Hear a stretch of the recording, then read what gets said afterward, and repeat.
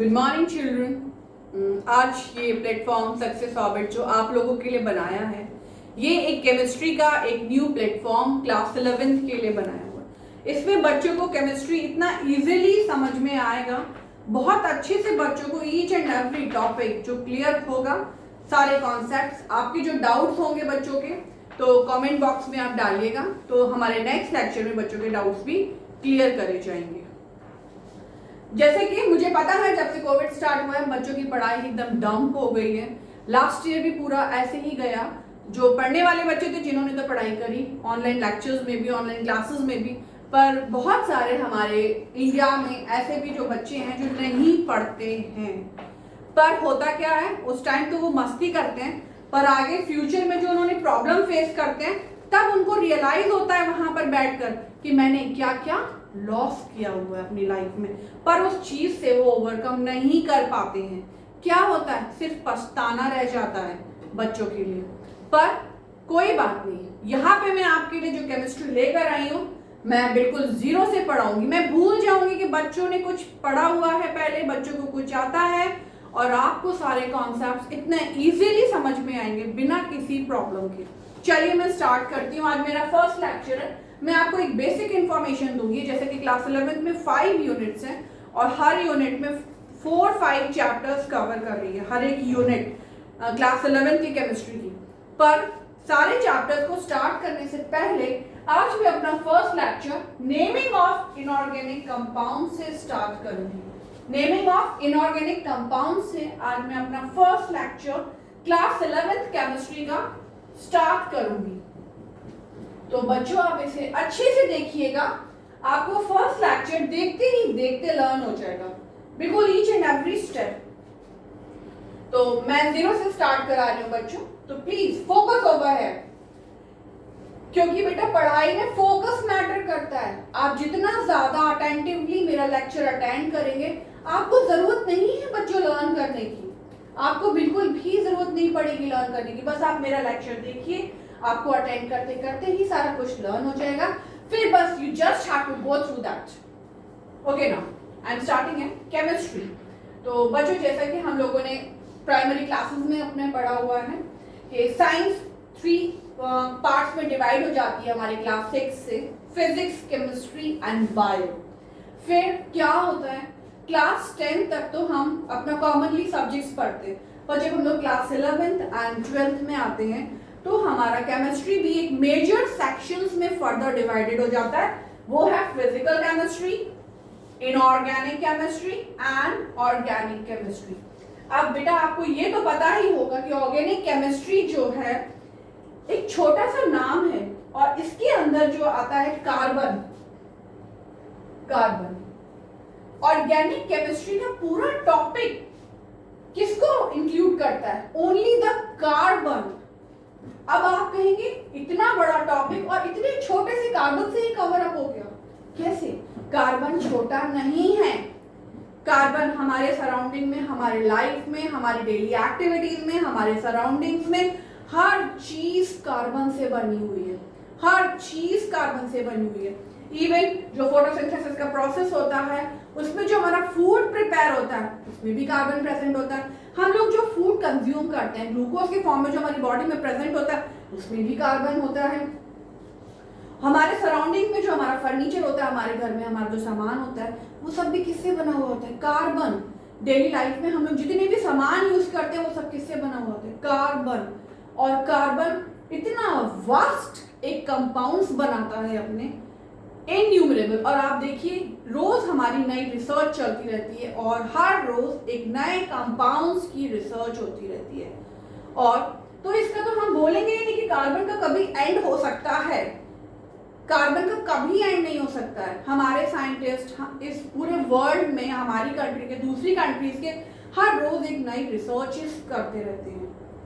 अब अगर हम इनऑर्गेनिक की बात करें तो हमारे जो बाकी के मेटल्स एंड नॉन मेटल्स आते हैं वो हमारा इनऑर्गेनिक का पार्ट कवर करता है। ओके चिल्ड्रन, इसमें थ्योरेटिकल होता है, लर्निंग होती है, इक्वेशंस होती हैं, प्रॉपर्टीज होती हैं, यूजेस होते हैं इनऑर्गेनिक केमिस्ट्री में। अब हम लोग जो अपना थर्ड पार्ट कवर करते हैं फिजिकल केमिस्ट्री, तो चिल्ड्रन ये एक मैथमेटिकल पोर्शन है, फिजिकल केमिस्ट्री एक मैथमेटिकल पोर्शन है। मोस्टली जो मैथ्स के जो स्टूडेंट्स होते हैं उनका ये फेवरेट टॉपिक होता है फिजिकल केमिस्ट्री। क्यों?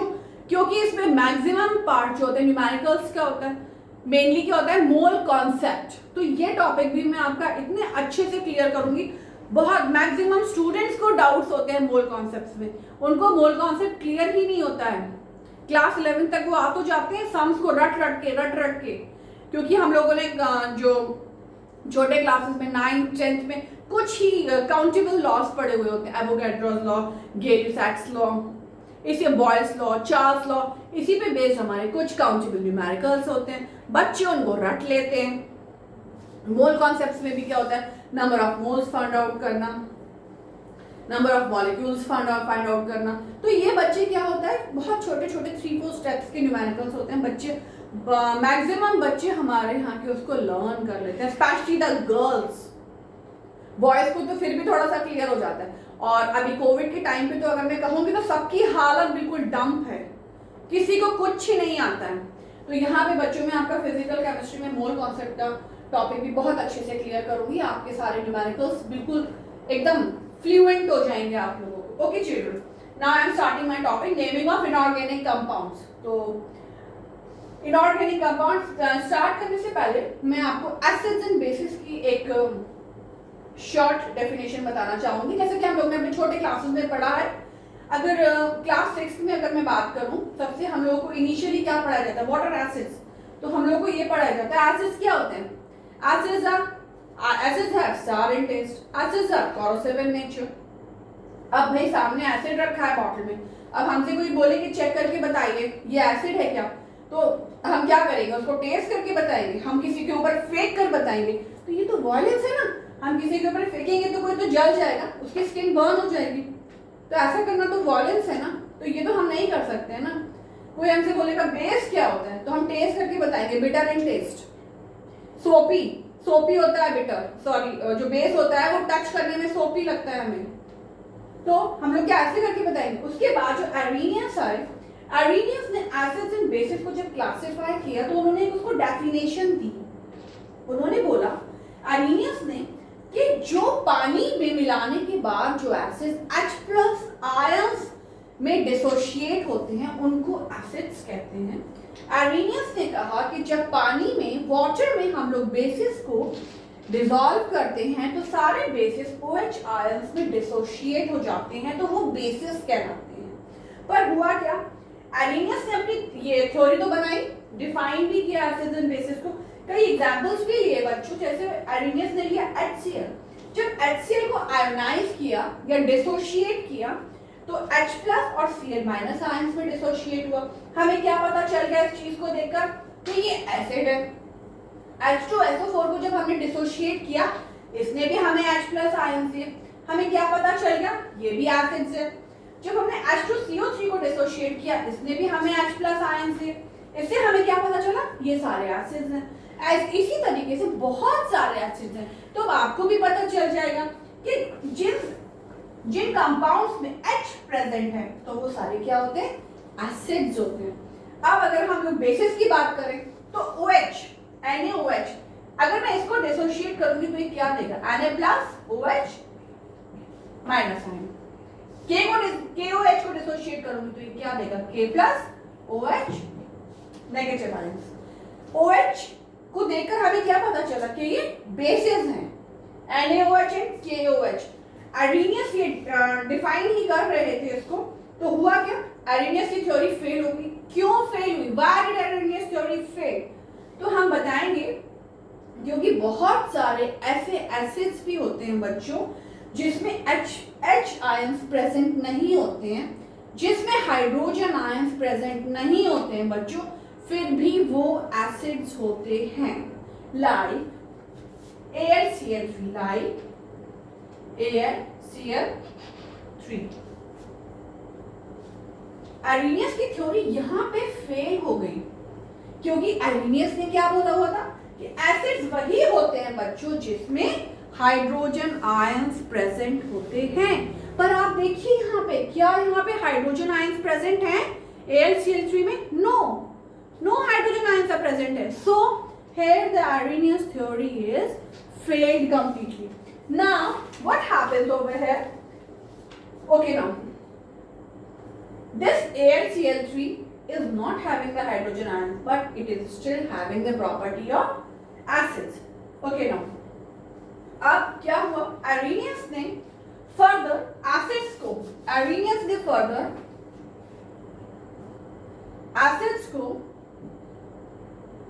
टू टाइप्स में क्लासिफाई किया. Arrhenius ने एसिड को फर्दर टू फॉर्म्स में क्लासिफाई किया. First hydra acid and second oxy acid. अब आप पूछेंगे कैसे क्लासिफाई कर दिया? तो Arrhenius ने एसिड्स को कैसे क्लासिफाई किया? On the basis of types of atoms.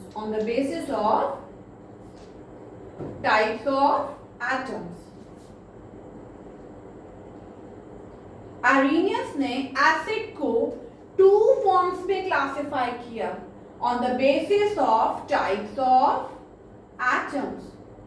इतना बच्चों आपको क्लियर हुआ? टाइप्स ऑफ एटम्स के बेसिस पे Arrhenius ने टू फॉर्म्स बनाए, हाइड्रा एंड ऑक्सी. अभी आप लोगों के लिए नए हैं तो आप लोगों को थोड़े से अलग लग रहे हैं, पर जब आप इनको स्टडी करेंगे तो ये आपको बहुत इजी लगेंगे और आप लोग इनको फटाफट लर्न कर देंगे. अब अगर मैं आपको एक शॉर्ट इंट्रोडक्शन देती हूँ कि हाइड्रा एसिड होता क्या है, क्योंकि आप लोगों ने फर्स्ट टाइम इसका नेम सुना है, क्योंकि हमने कभी पढ़ा ही नहीं है हाइड्रा एसिड होता क्या है. तो यहाँ अगर मैं हाइड्रा एसिड बताऊंगी तो इसको आप लोग नोट डाउन कर लीजिएगा कि जिसमें हाइड्रोजन और नॉन मेटल के साथ प्रेजेंट होता है तो वो हाइड्रा एसिड कहलाता है. जब हाइड्रोजन नॉन मेटल के साथ प्रेजेंट होता है तो वो क्या फॉर्म करता है बच्चों? Hydra acid. अब वैसे ही अगर हम ऑक्सी एसिड की बात करते हैं बच्चों, तो ऑक्सी एसिड हाइड्रोजन के साथ ऑक्सीजन भी, और जनरली नॉन मेटल. अगर हम लोग ऑक्सी एसिड की बात करते हैं तो ऑक्सी एसिड क्या प्रेजेंट होता है? ऑक्सी एसिड कैसे फॉर्म होता है? हाइड्रोजन के साथ जब ऑक्सीजन प्रेजेंट होता है और ऑक्सीजन नॉन मेटल के साथ जब ये कंबाइन होता है तो ये क्या फॉर्म होता है? Oxy acid. अब आप सोच रहे होंगे कि मैंने जनरली वर्ड क्यों यूज किया. जनरली का मतलब क्या होता है कि most of the time non metals के साथ ही कंबाइन होता है ये ऑक्सी एसिड के जब प्रेजेंट होता है. ऑक्सी एसिड जब ये बनाता है तो मोस्ट ऑफ द टाइम ये हाइड्रोजन और ऑक्सीजन नॉन मेटल के साथ ही कंबाइन होते हैं. पर कुछ केसेस में हाइड्रोजन एंड ऑक्सीजन मेटल्स के साथ भी कंबाइन करके ऑक्सी एसिड्स बनाते हैं. पर वो मैं आपको बाद में डिस्कस करेंगे, हम लोग उसको बाद में बताऊंगी. अभी हम लोग इन्हीं चीजों पे फोकस करते हैं, hydra acid and oxy acid. Okay children, अब हम लोग फर्दर पढ़ते हैं hydra acids. Hydra acids two forms में प्रेजेंट होते हैं. हाइड्रा एसिड्स टू फॉर्म्स में प्रेजेंट होते हैं. One is liquid and other is gaseous. One is liquid and other is gaseous. Hydra acids two forms में present होते हैं. One is liquid and the other is gaseous. अब हम लोग जब नेमिंग पढ़ रहे हैं इनऑर्गेनिक कंपाउंड्स में तो हम लोग इधर पे फोकस करेंगे कि लिक्विड के फॉर्म में जब हाइड्रा एसिड प्रेजेंट होता है तो उसकी किस तरीके से हम लोग नेमिंग करते हैं. लिक्विड के फॉर्म में जब हाइड्रा एसिड प्रेजेंट होता है बच्चों तो हम लोग किस तरीके से उसकी नेमिंग करते हैं. तो देखिए आप लोग, सबसे पहले हम लोग वहां पे हाइड्रो लगाते हैं. हाइड्रो के बाद हम लोग जो नॉन मेटल का नेम होता है वो करते हैं, वो लिखते हैं नेम ऑफ नॉन मेटल. उसके बाद हम लोग इक लगाते हैं और एसिड. लिक्विड के फॉर्म में जब हाइड्रा एसिड प्रेजेंट होता है तो उसमें हम लोग सबसे पहले हाइड्रो लगाते हैं, फिर जो भी नॉन मेटल होता है उसका नेम लिखते हैं एंड देन इक एसिड एंड देन एक एसिड। जैसे मैं आपको एग्जांपल लेके बताऊंगी बच्चों, HCl। HCl का एग्जांपल मैंने लिया। H क्या हुआ बच्चों? हाइड्रो। Cl में हम लोग क्या पढ़ेंगे? क्लोरिक और एसिड लगा देंगे। देखिए हाइड्रोक्लोरिक एसिड HCl। ऐसे ही बच्चों बहुत सारे। अब देखिए जैसे कि अब हम लोग गैसियस फॉर्म में HCl को ही अब हम लोग गैसियस फॉर्म में लिखेंगे। HCl को ही अब हम लोग गैसियस फॉर्म में लिखेंगे। तो इसकी नेमिंग आप देखिए, हाइड्रोजन लिखेंगे plus name of non metal plus ide लगाएंगे। हाइड्रोजन लिखेंगे, नेम ऑफ नॉन मेटल लिखेंगे प्लस IDE आइड लगाएंगे। अब इसी को HCl को ही मैंने लिक्विड फॉर्म में जब मैंने इसको नेमिंग करी हाइड्रोक्लोरिक एसिड। अब हम लोग इसी को HCl को ही गैसियस फॉर्म में नेमिंग करेंगे। तो क्या करेंगे बच्चों? HCl को ही क्या करेंगे? हाइड्रोजन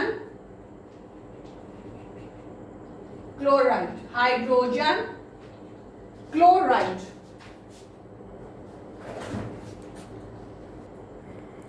ओके ना। अब आपको मैं हाइड्रा एसिड्स का जो मैंने आपको नेमिंग बताई है बच्चों, अब मैं आपको कुछ प्रैक्टिस क्वेश्चंस दे रही हूँ हाइड्रा एसिड्स पे बेस्ड। तो नोट डाउन करिए बेटा, practice questions based on hydra acid. अभी देखिए आप लोगों को फटाफट समझ में आ जाएगा। अभी आप लोग नेमिंग कर देंगे इसकी। अगर जैसे मैं HCl की बात करती हूँ बच्चों, HCl, तो आप इसको दो फॉर्म में नेमिंग करिए, एक लिक्विड फॉर्म में और दूसरा गैसियस फॉर्म में नेमिंग करिए। दूसरा मैं दे रही हूँ आपको HF, आप इसको नेमिंग करिए बच्चों। Third is HBr,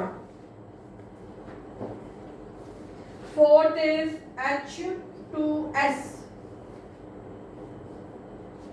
fifth is HCN, sixth is HN3। चलिए बच्चों, आपको ये जो मैंने प्रैक्टिस क्वेश्चंस दिए हुए हैं इनको दो फॉर्म में आंसर करना है। आपको नेमिंग करनी है liquid gaseous.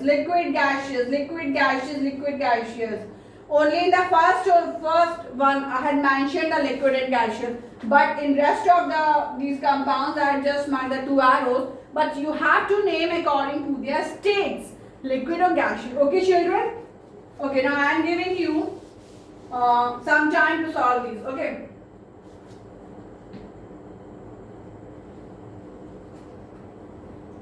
Okay, children.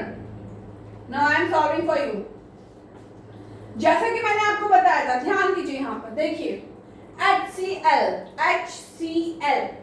Liquid form में अगर हम बात करते हैं तो देखिए हाइड्रो मैंने भी लिखा।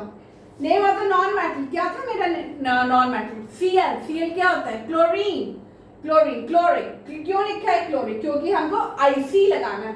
IC, ये देखिए IC, acid, hydrochloric acid. Got this children? ये समझ में आया मैंने लिक्विड फॉर्म में कैसे HCl को नेमिंग करी है मैंने। अब मैं गैसियस फॉर्म में इसकी नेमिंग आपको बताऊंगी। देखिए क्या लिखा हुआ है मैंने? हाइड्रोजन। तो आप भी क्या लिखोगे बेटा? हाइड्रोजन। क्या लिखोगे बच्चों? हाइड्रोजन। फिर क्या लिखोगे? Name of non metal. अभी मैंने आपको बताया नेम ऑफ नॉन मेटल क्या था? Cl is what? Chlorine. So in place of writing the chlorine, we have to write in the form of IDE. So in place of writing the chlorine, we will write chloride. What we will write? Chloride. So this is in gaseous form. So in the gaseous form, we are not going to mention the acid over here. Here I had written this in liquid form. So I had mentioned that this hydrochloric is what? In the liquid form, so I had mentioned acid over it. As I had written in this rule also. This much you got, children. Now the next one, HF. HF is what? Again, H, hydro. हम क्या लिखेंगे liquid form में? Hydro. F is what? Fluorine. पर fluorine हमें नहीं लिखना है बच्चों, हमें क्या लिखना है? ये देखिए, name of non matter plus IC-ic. सो हम लोग फ्लोरीन की जगह क्या लिखेंगे? Fluoric. Hydro fluoric. Again acid. Hydrofluoric acid. Now the next, gaseous form में लिखना है हमें. गैसियस फॉर्म में तो हम लोग क्या लिखेंगे? अगेन सी, हाइड्रोजन. तो क्या लिखेंगे हम लोग? Hydrogen. Name of non metal ID के फॉर्म में लिखना है तो क्या लिखेंगे बच्चों? Fluoride. Hydrogen fluoride. Okay now children, now the next HBr. HBr again इसको भी हमें 2 फॉर्म में लिखना है. अब तो आप लोगों को फटाफट आ जाना चाहिए. HBr कैसे लिखेंगे? मैं डायरेक्ट करके बता रही हूं. Hydrobromic acid. Hydrobromic acid. Now in the gaseous form, hydrogen bromide. Hydrogen bromide. Again now the next, H2S. H2S. H2S is what? Hydro sulfuric acid. Hydrosulfuric acid. Now in the gaseous form, what we are going to write? Hydrogen sulfide. Hydrogen sulfide. Okay, now the next, HCN. Again, hydrocyanic. IC, because this is in the liquid form. Again I am repeating here that we have to mention this IC-ic and this acid-ic and acid. So keep this thing in your mind that while writing in the liquid form we have to mention this hydrocyanic acid, and while we are writing in the gaseous form, so we have to write in this way, hydrogen cyanide. Hydrogen cyanide. ये poison भी होता है hydrogen cyanide. Okay children, now the HN3. This is what? अभी तक आप लोगों ने NH3 पढ़ा होगा. अभी तक आप लोगों ने क्या पढ़ा है बच्चों? NH3. अब ये मत सोचना कि मैंने रॉन्ग लिख दिया है. ये मत सोचिएगा कि मैंने रॉन्ग लिखा है. नहीं, सही है बच्चों, क्योंकि अभी तक आप लोगों ने छोटे क्लासेस में NH3 पढ़ा है. NH3 क्या होता है? This is ammonia. This is ammonia. But here this HN3 means hydrozoic acid. ये आप लोगों के लिए भी नया है बच्चों. Hydrozoic acid. And what it is in gaseous form? Hydrogen azide. Hydrogen azide. Hydrogen azide. Okay, now once again I am repeating all the names of these compounds in both the states. So children, please have a look once again. HCl in liquid form, hydrochloric acid. In gaseous form, hydrogen chloride. HF in liquid form, hydrofluoric acid. In gaseous form, hydrogen fluoride. Now HBr in liquid form, hydrobromic acid. In gaseous form, hydrogen bromide. Now H2S in liquid form, hydrosulfuric acid, and in gaseous form, hydrogen sulfide. Now this HCl in liquid form, hydrocyanic acid, and in gaseous form it is hydrogen cyanide. In the same way HN3, but this compound is new for you, so this is little bit different. Hydrozoic acid. Hydrozoic acid, and it is in gaseous form, hydrogen azide. Hydrogen azide. Have you got this children? इतना आपको समझ में आया बच्चों? अब मैं आपको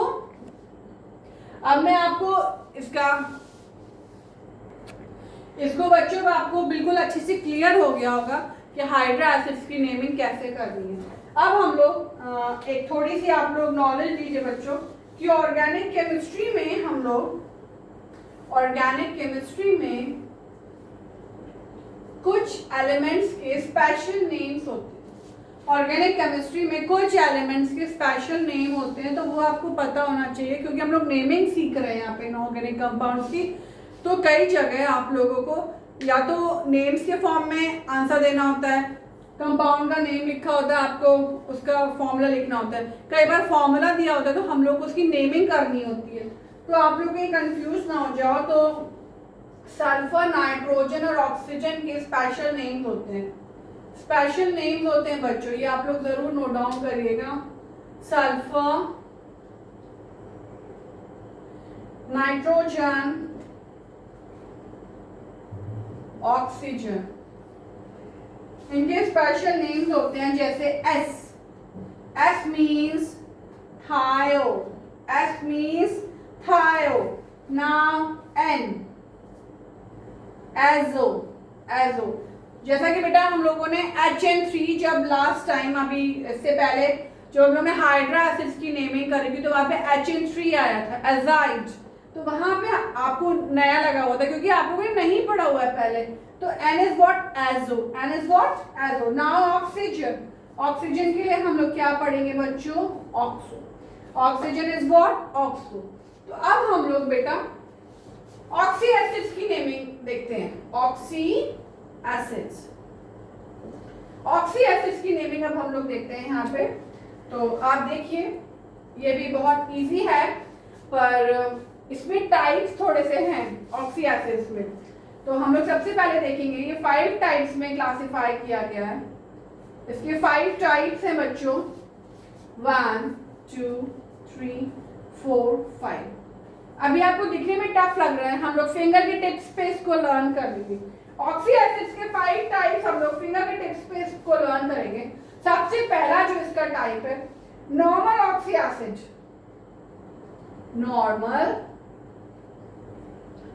normal oxy acid first type है इसका। सेकेंड टाइप जो हम पढ़ेंगे इसका ऑर्थो एसिड। ओके चिल्ड्रन, इसका थर्ड टाइप क्या है, Meta acid.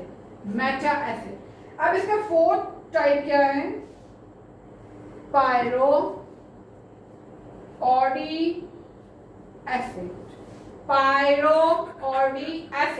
Now the fifth type is what, thio acid. अभी चिल्ड्रन हम लोग इसे फिंगर के टिप्स पे इसको लर्न करेंगे। तो चिल्ड्रन आप देखिए ऑक्सी एसिड्स 5 टाइप्स के हैं, हम लोग इसे लर्न करेंगे। Normal oxy acid, ortho acid, meta acid, pyro और डाई एसिड। इसको हम लोग 2 टाइप से बुला सकते हैं, पायरो और di acid. And the fifth one is thio acid. ठीक है बेटा, अब यह हाइड्रा एसिड तो सिंपल था, उसमें कोई डिविजन्स नहीं थे, कोई क्लासिफिकेशंस नहीं थे, पर ऑक्सी एसिड्स में क्लासिफिकेशंस हैं, पर उतने ज़्यादा डिफिकल्ट नहीं है कि आपको समझ में ना आए, आपको लर्न ना हो। मैं इनकी इतनी ज़्यादा आपको प्रैक्टिस कराऊंगी इनकी नेमिंग की कि आपको ये सारे बिल्कुल क्रिस्टल क्लियर हो जाएंगे, क्रिस्टल क्लियर। तो आप देखिए ऑक्सी एसिड को जब 5 पार्ट्स में क्लासिफाई किया गया बच्चों, उसके बाद जो नॉर्मल ऑक्सी एसिड है, इसको फर्दर 5 पार्ट्स में डिवाइड किया गया, इसको फर्दर 5 पार्ट्स में क्लासिफाई किया गया बच्चों। अब आप ये देखिए कि मैं इसको आपको इतना इजी वे में क्लासिफिकेशन बताऊंगी कि आपको सब कुछ लर्न हो जाएगा लिखते लिखते ही। तो हम लोग सबसे पहले इसके 5 डिविजन्स बनाते हैं बच्चों, और जो इसका सेंटर का डिवीजन है बच्चों, ये सेंटर का डिवीजन है, सबसे पहले हम इसका नेम लिखेंगे क्योंकि इसी के बेसिस पे मैं आपको फर्दर क्लासिफिकेशंस बताऊंगी। तो इसका जो बहुत इंपॉर्टेंट है ये रेफरेंस ऑक्सी एसिड्स,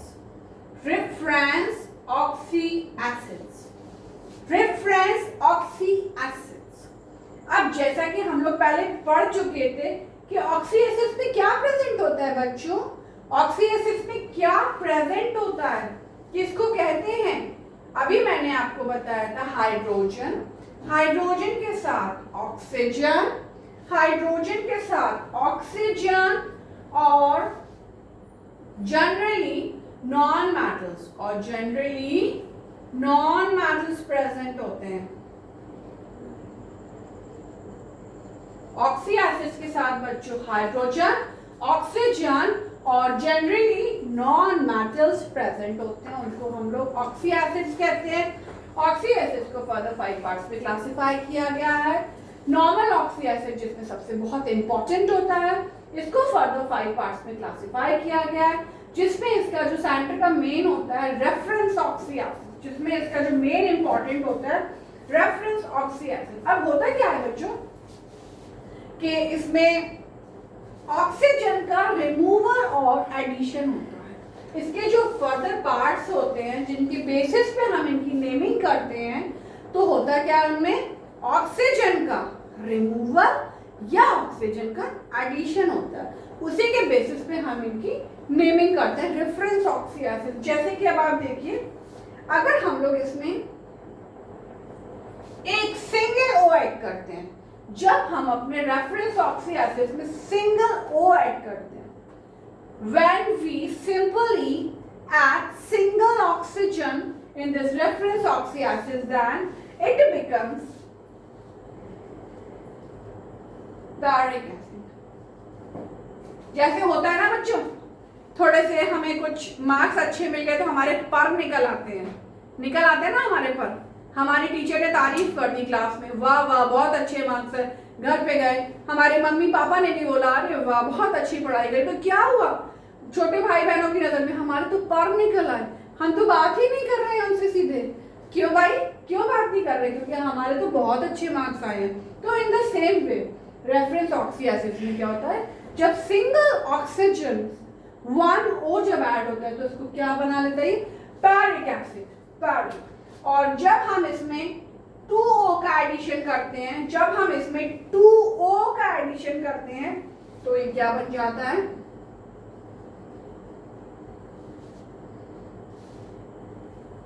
हाइपैरिक एसिड। आप लोगों ने 2 वर्ड सुने होंगे बायो में, hyper and hypo.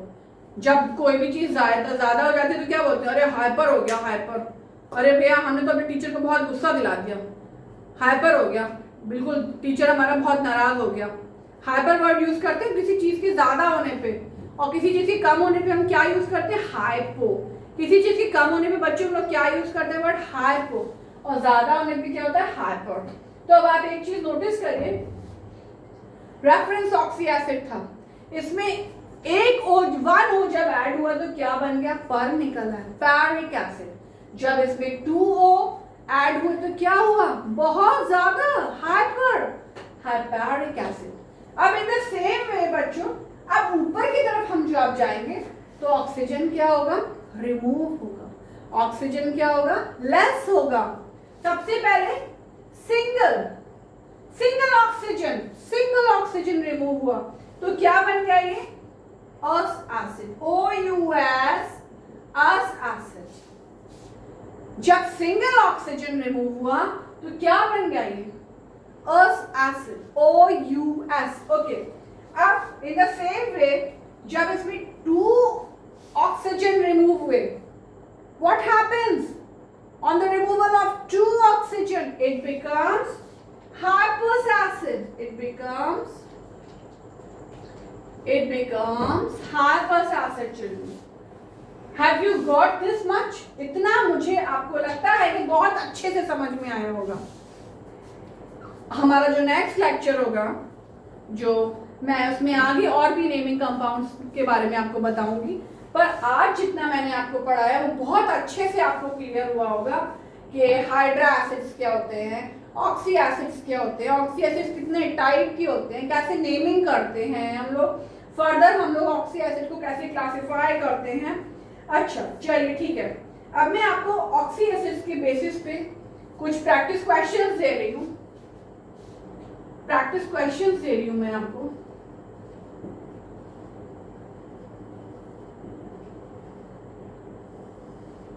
Oxy acids के बेसिस पे ये आपको करना है। जैसे H2SO2,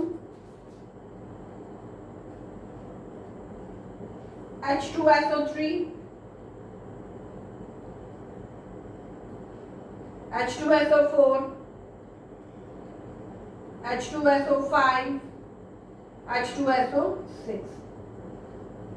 अब आप एक चीज नोट करिए बच्चों, एक चीज नोट करिए कि ये जो सेंटर का है, ये आप देखिए, एक चीज नोटिस करिए कि यहाँ पे जो O प्रेजेंट है, यहाँ पे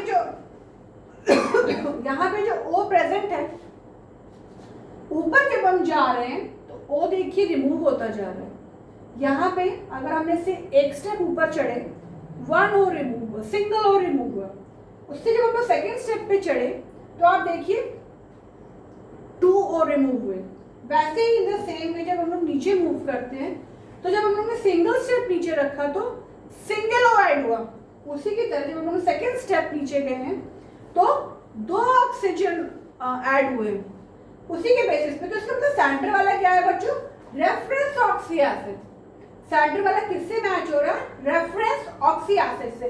तो हम लोग अपनी कन्वीनियंसी के लिए, अभी हम लोग की स्टार्टिंग है बच्चों, तो हम लोग इसे लिख लेंगे कि किससे रिजेंबल कर रहा है? Reference oxy acids. उसी के बेसिस पे अब हम लोग इसकी नेमिंग करेंगे बच्चों।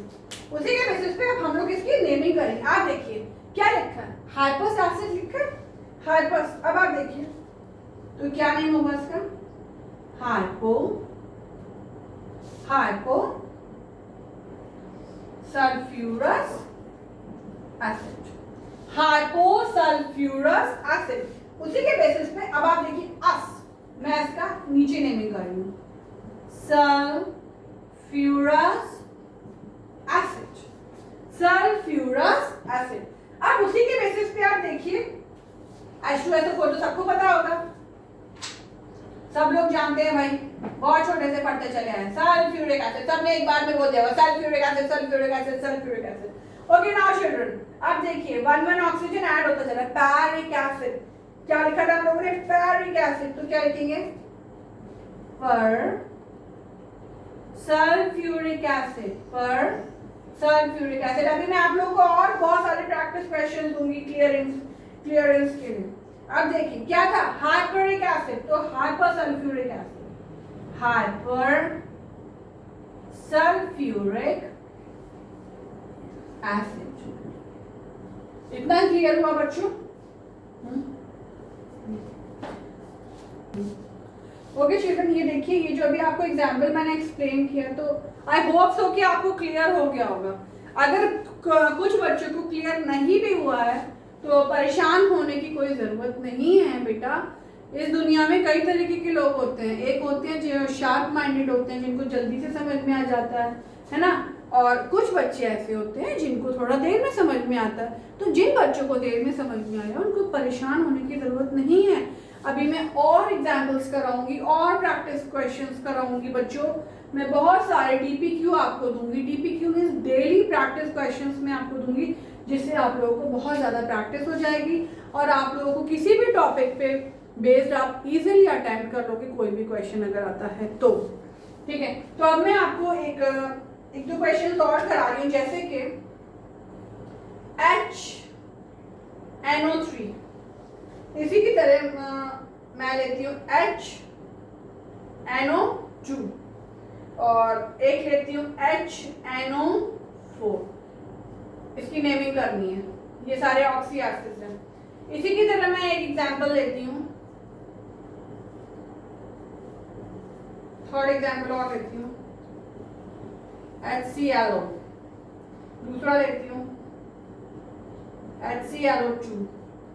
थर्ड लेती हूँ HClO3 और फोर्थ लेती हूँ HClO4। अब आप देखिए मैं इसकी नेमिंग, चलिए देखिए HNO2 क्या बोलेंगे आप लोग बताइए। अब आप देखिए O कम हो रहा है, कितना कम हुआ? 1। देखिए अस, O कितना कम हुआ? 1। देखिए अस एसिड, ओ कितना हुआ, ऐड हुआ 1, देखिए पैरिक एसिड, ओ ऐड हुआ 1, ओ सिंगल ओ ऐड हुआ, क्या हुआ, पैरिक एसिड। अब इसी के बेसिस पे मैं इसकी नेमिंग आपको करके बताती हूँ। HNO2 क्या हुआ ये, nitrous acid, nitrous acid, this is N children, this is N,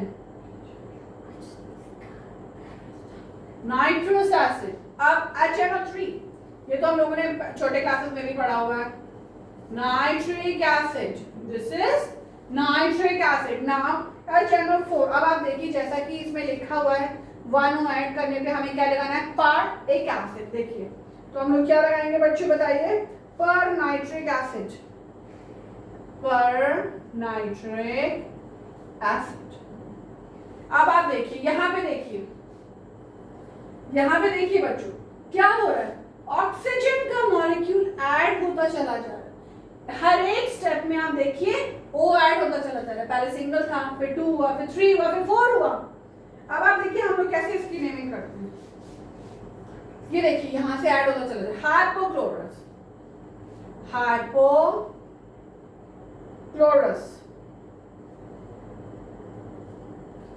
acid, second is chlorous acid, third is chloric acid, fourth is perchloric acid, fourth is perchloric acid। हाँ अब आज देखिए आज की क्लास में, आज के लेक्चर में हम इतना ही करते हैं बच्चों, इतनी ही प्रैक्टिस करते हैं क्वेश्चंस की। नेक्स्ट लेक्चर में मैं आपको आगे ले चलूंगी, तब तक आप इतनी प्रैक्टिस करिए, अगेन एंड अगेन इसको देखिए, जिससे कि आपको सारा टॉपिक क्लियर हो जाए। आज जो भी मैंने पढ़ाया है नेमिंग ऑफ इनऑर्गेनिक कंपाउंड्स के इंक्लूडेड, तो आप ये प्रैक्टिस क्वेश्चन अटेम्प्ट करिए। मैं आगे नेक्स्ट लेक्चर में आगे और कुछ आपके लिए बहुत सा कुछ लेकर आऊंगी। तब तक okay, good bye everyone, bye, thank you.